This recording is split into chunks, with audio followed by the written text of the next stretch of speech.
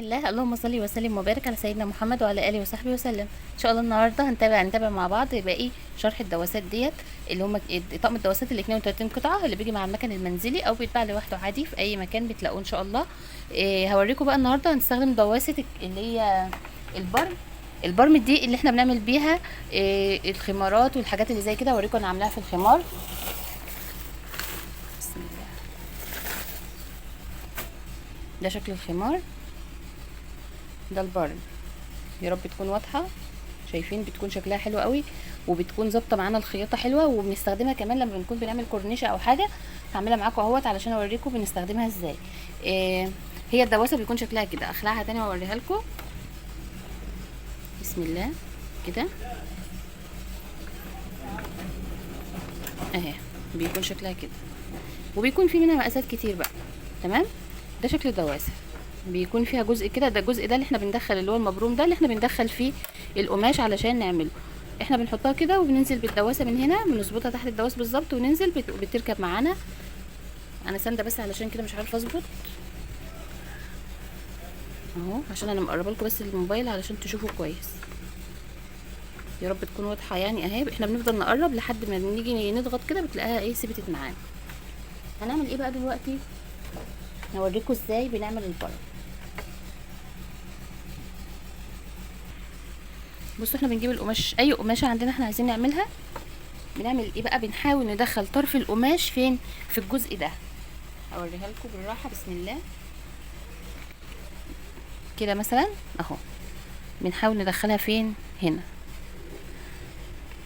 في ناس بتتني تانية صغيره الاول وبعدين تعملها، بس انا إيه بحاول ادخلها كده على طول، مش بحب اقعد اتني يعني وكده. قربها بس سنه كده علشان تشوفوها بس بالراحه. بسم الله اهي.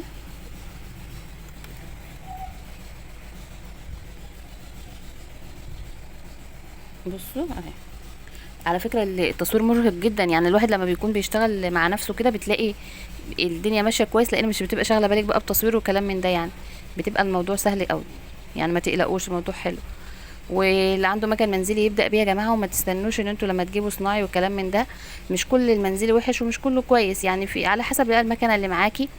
انا المكنه دي اول ما جبتها والله عقدتني في الخياطه خالص، وكنت زعلانه جدا بجد اول ما جبتها. والحمد لله وديتها اتصلحت واشتغلت تمام. وحاليا بفكر ابيعها تاني وعايزه اجيب صناعي. لكن هي بصراحه جميله، يعني هي في الخياطه حلوه. يعني لو هي موجوده عندنا حلوه جدا. يعني ما تيأسوش وتقولوا لا ده انا عايزه صناعي ومش عارفه ايه. لا هي على فكره كويسه جدا. بس انا ما اعرفش انا هي لما الواحد ايده مثلا بتاخد على الشغل بقى شويه بتحس ان دي بطيئه، فاهمين؟ لكن هي فيها سرعات وكويسه جدا بصراحه يعني. بس هي انا اللي بخاف عليها، يعني انا بقول ابيعها احسن ما انا ارهقها في الشغل. يعني لو عندي كذا حاجه عايزه اعملها فمش بعرف، بخاف ان انا اشتغل عليها كتير، فاهمين؟ انا مش عارفه اعمل على فكره وانا بصور خالص. مش راضيه ادخلها، مش راضيه تدخل خالص في الدواسه، يعني مع ان انا كنت لسه مدخلاها والله قبل ما اصور اهي. طيب احنا نجرب الموضوع ان احنا نتني. هجرب تاني، انا اول مره اجرب الموضوع ده على فكره معاكم، بس انا هجرب بقى لان انا كده كتير بصراحه يعني. هنتني تانية صغيره خالص كده ونقوم شادين من الخيط من ورا بقى وخلاص. بسم الله.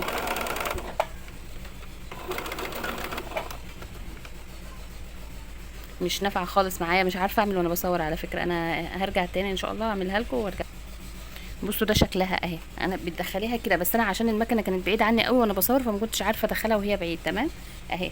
بننزل بقى الابره فيها وننزل الدواسه. تمام كده اهو. يا رب تكون واضحه هي كده. واحنا بقى بنضغط بالدواسه على طول والقماش بيمشي معانا اهو. شايفينها بتفضل عامله التانية دي كده وتبرم معانا القماش. دي بقى لو احنا عايزين نعمل بقى كشكشه في القماش او كده بتظبط معانا جدا، يعني هتبقى حلوه قوي. اصبروا هوريكم شكلها. بتنفع في الكورنيش مثلا والحاجات اللي زي كده بتكون حلوه قوي. لو خرجت مننا بنرفعها تاني كده ونخلي بالنا ما نخليهاش تخرج علشان تفضل ظابطه معانا. تمام اهي. وعلى فكره انا نسيت وعملت باللون الفاتح، وانا اصلا كنت عايزه اعملها باللون الغامق بنفس اللون القماش، بس يلا خير، حصل خير.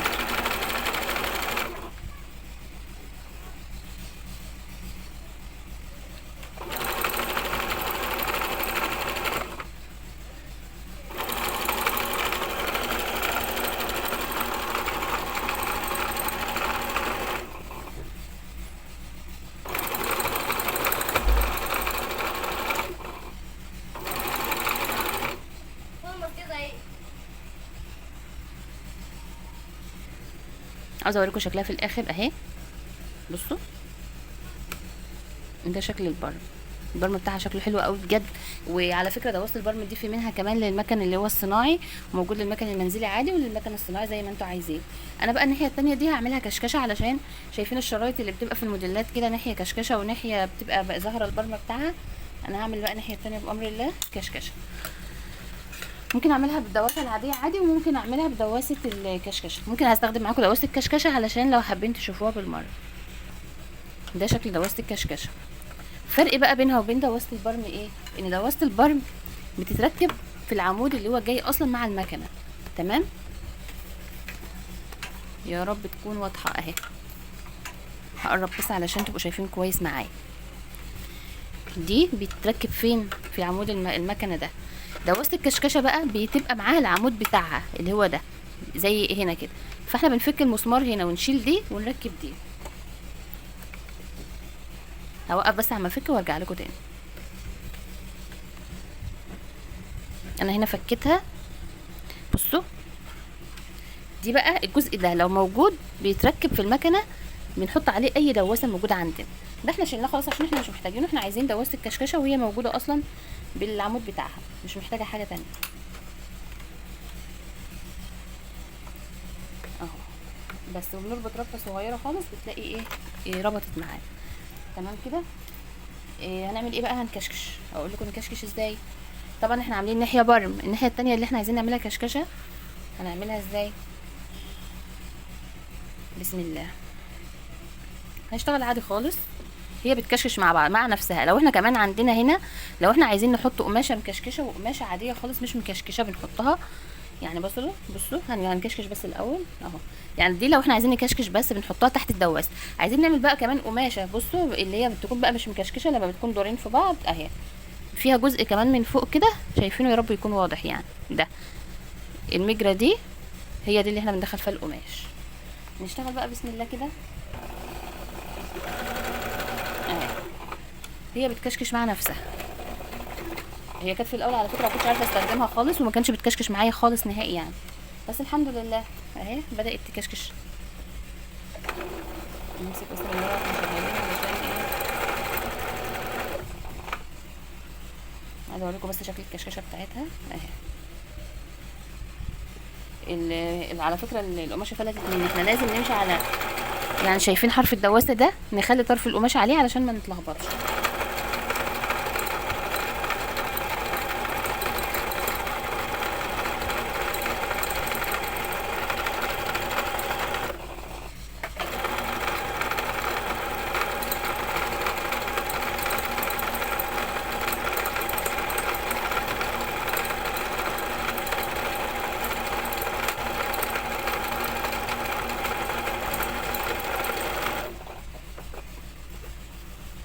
شكل الكشكشه بتاعتنا اهي.